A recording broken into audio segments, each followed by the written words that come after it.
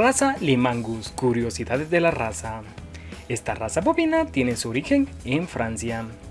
La finalidad de esta raza es la producción de carne.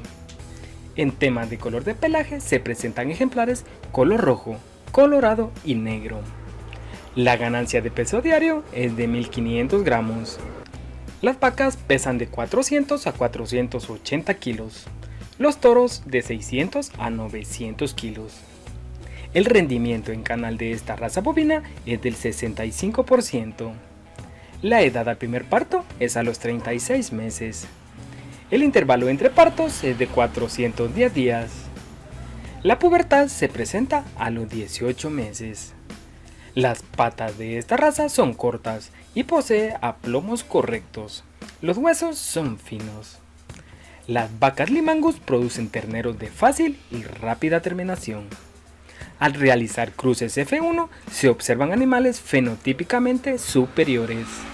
Esta raza es utilizada como correctora de tipos cebuinos y británicos. También aporta excelentes resultados al ser utilizada como raza continuadora de cruces con las bondades de la raza, alta fertilidad y que no presenta exigencias alimenticias.